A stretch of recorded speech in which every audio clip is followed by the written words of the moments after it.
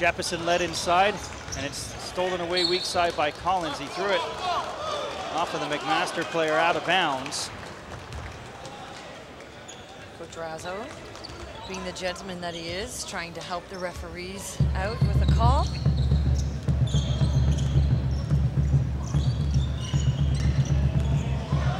DiLoretto twists his way to the basket, goes to the reverse, no. Stick back, no. That was Phillip with the follow, or Wiltshire with the follow. Another attempt by Smythe, no. And here's Jermaine DaCosta, open floor, out of control, can't make the shot go. Offensive rebound goes to Jefferson, and he is fouled on the play. He's having a really hard time around the hoop. But with a scorer like that, with a key player like Jefferson, he needs to continue to touch the ball. Eventually he's going to find a way to put that ball in the hole, whether it's from the free throw line or other means.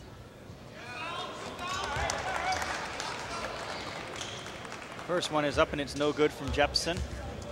It may be the glare from those shoes, however, distracting him. Jefferson 0 for 2 from the line. They are noticeable. DiLoretto.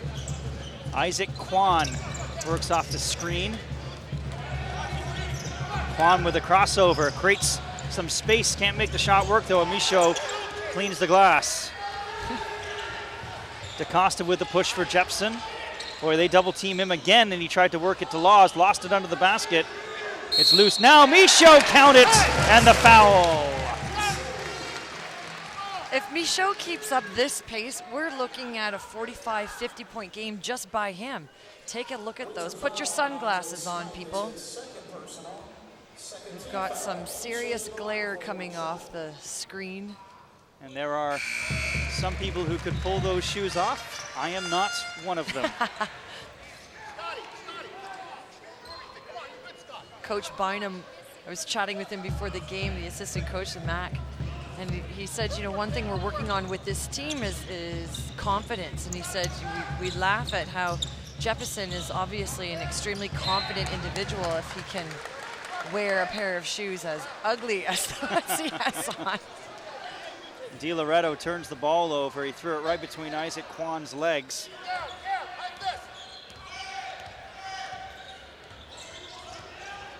DaCosta crossing over. Michaud underneath. He had a tough catch and finish there. Collins back up the floor.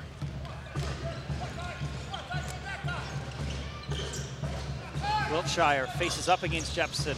Kwan underneath. Tough fadeaway, no. Rebound tip to DiLoretto and a reset. Crossover, jumper, spins halfway down and kick back up. DaCosta wants to take it right to the hoop with the left hand and the finish. Unstoppable. When DaCosta's on the move, who's going to get in his way? If he can continue to finish those drives, and Mac's got a good look at putting some extra points on that board and stepping away from this 3-point lead. We're going to check in quickly courtside with Mike Fortune. Mike?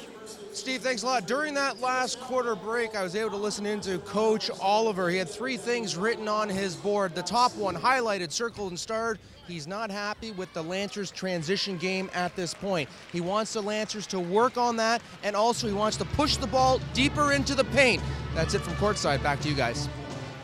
All right, thanks very much. Boy, how much quicker can the Windsor Lancers go in transition if Coach Oliver is not happy with his team's transition game? It was racehorse basketball. There's the that's the intensity of Coach Oliver, and that is why this program has grown as quickly as it has since he's taken the helm. And there is Jermaine DaCosta doing what he does best, taking it right to the hoop.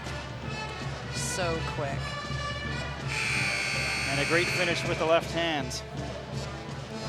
You know, speaking of transition, that is one of McMaster's strengths, and it is working for them tonight. So Windsor out of the timeout. It's 25-22 McMaster. We're just 2 minutes into the second quarter of play.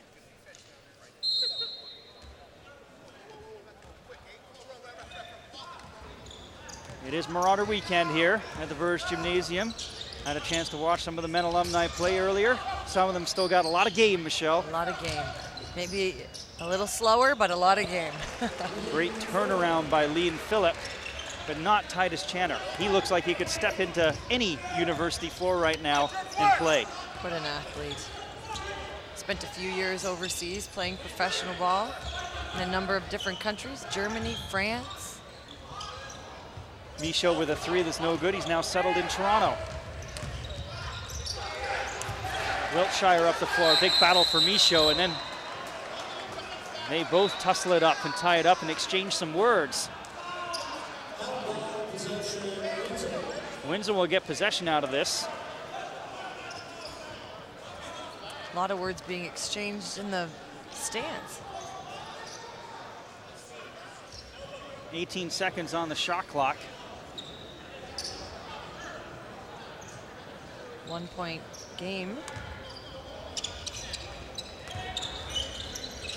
Isaac Kwan works off the screen to the left baseline. Sealed off. Phillip outside. Josh Collins. Lead inside, and Wiltshire couldn't finish, but Phillip sticks it back in. I'd say one thing that Mac really does need to concentrate on a little bit better is handling the off-ball transition that the Windsor Lancers are doing so well. So a lot of weak side cuts that Mac is not taking care of right now. 2 seconds on the shot clock, and boy, tough shot by Jermaine DaCosta. 1-2 punch between Michaud and DaCosta is what Mac needs right now, and they need it consistently. Collins will knock down a long jumper to give Windsor the lead back.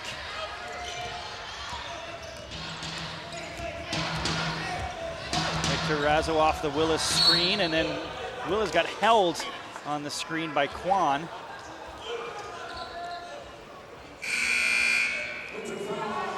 In a game that is this up-tempo and physical, the referees need to make sure that they control all of the clutch and grab that takes place amongst teams like Windsor and Mac. And that, you know, that makes up the character of either team, and you need the referees to keep an eye on that, and they're doing a really good job of keeping both teams in check.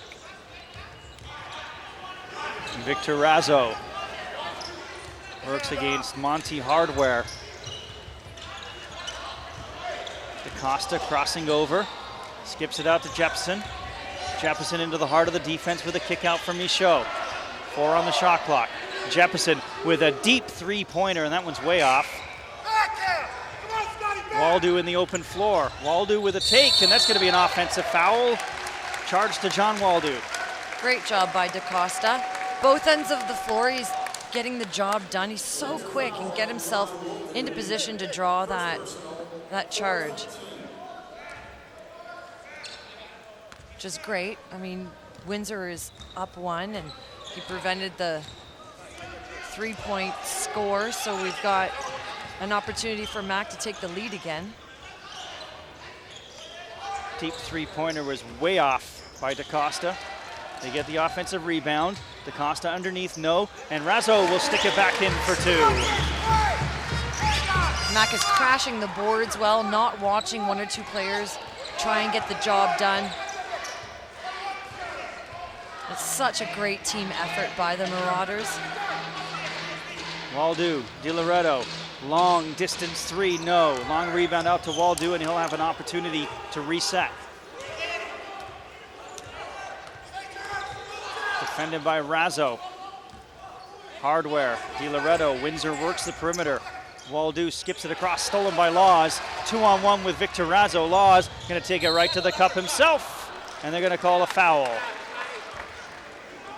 2 shots upcoming for Scott Laws. Very smart play by Laws, recognizing there was no way DiLoretto was going to get there on time. So instead of looking to dish the ball to his teammate, who was right in line with him, he take it to the hole, dare that kid to step up and foul.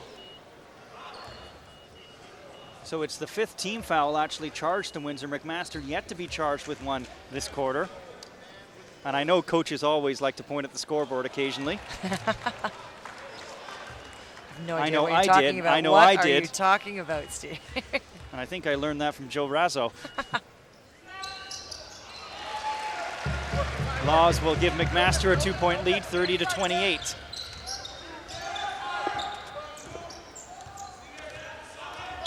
Waldo, Kwan.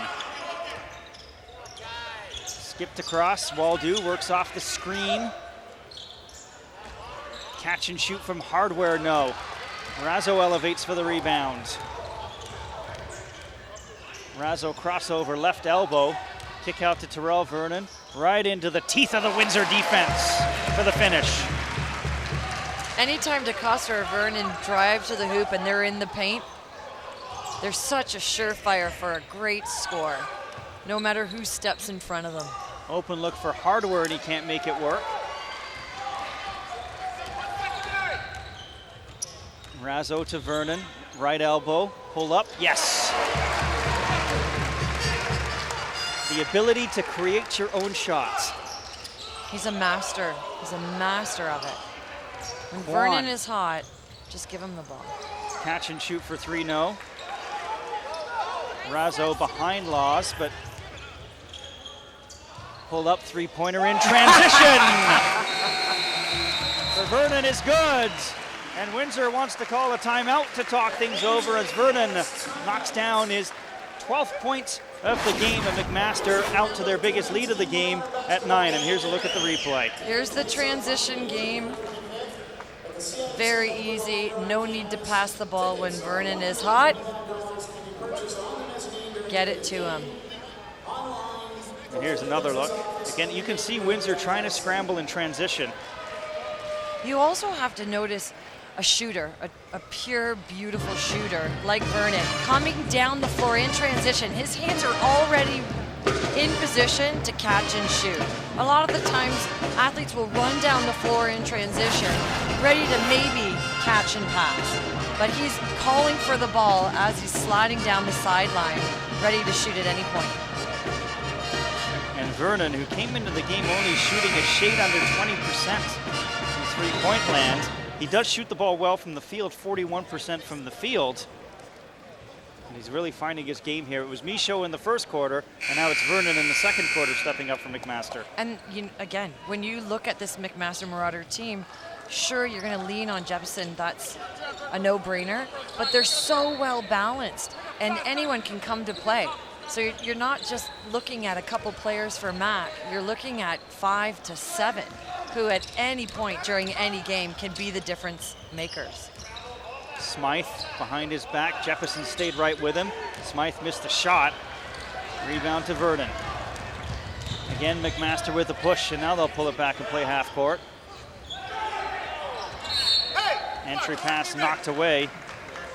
Jordan 2. McMaster will retain possession. 15 seconds on the shot clock.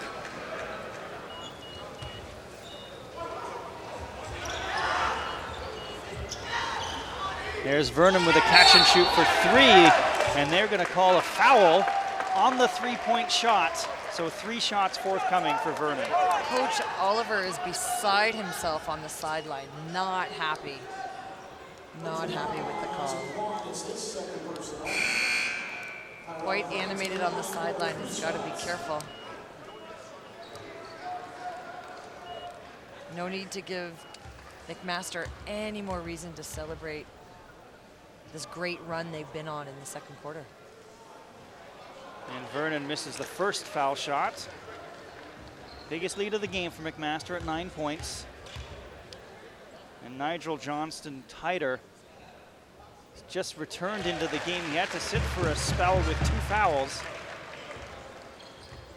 And I would imagine Coach Oliver has gone against one of his philosophies with regards to the number of fouls and reserving your key players for the second half. Windsor cannot afford to give Mac any more momentum than what they have and for how long they've had it. 2 out of 3 from the line for Vernon, and out to a double-digit lead.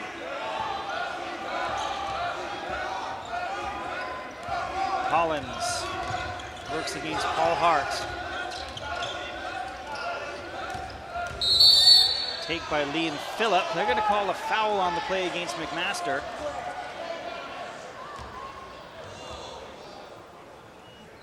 Willis, I think, is going to pick it up.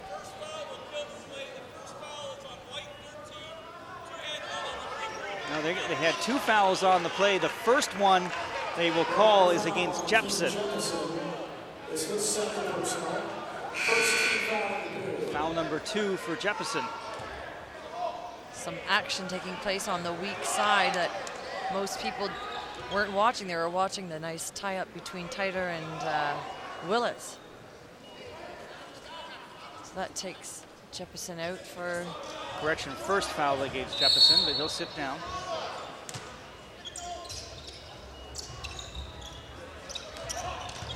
Collins, kick out, DiLoretto, they're going to call a double dribble.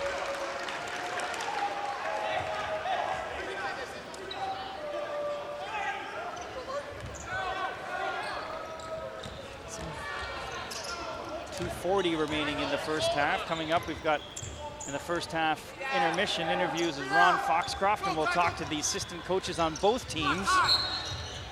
They're going to call a foul away from the ball. It's an offensive foul. And Joe Razzo wants to call a timeout, so you can hear him. Coach Razzo wants a timeout. There's a lot of action going on right now away from the ball. So the viewers with our Cable 14, when you're watching action in the court play, take a look at what's going on with the other 8 players that are concentrated on the ball. Very, very physical. A lot of weak side action. Joe Razzo spent part of his timeout lobbying one of the officials as we take a look at the tie-up here. It's a very physical game out there. And there's the foul called against Jefferson.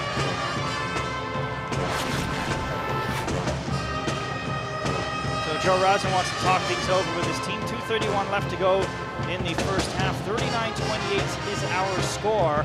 And both parts of the McMaster offense, I guess it's a double-edged sword. I mean, Michaud and Vernon have combined for 30 points, but you do want to have your secondary offense step up. Well, you absolutely do, and I've written a note to myself where the great thing about this game is, especially when you have a well-balanced scoring team like McMaster, a lot of concentration is on their number 1 player on Jefferson. So he's being double-teamed, he's being triple-teamed. At that point, you need someone else to step up. And you've had a few players, namely Vernon and Michaud, to do just that. Windsor with the ball out of the timeout. DiLoretto with a kick out, worked around for Josh Collins. Out it goes to DiLoretto. Open look for 3 is good. I'm sure he feels a little relief hitting that shot and maybe giving his team steal by hope. Phillip. Yep. Collins up the floor. Skipped across for DiLoretto. Sifts his way along the baseline. Good defense by DaCosta to steal the ball. And DaCosta pushing the issue. Now he backs up, guarded by DiLoretto. Here's Willis. Scott Laws, Terrell Vernon, catch and shoot for 3, no. Rebound, Johnston Titer will take it. A couple of Marauders hit the deck. And the foul will go to McMaster. Willis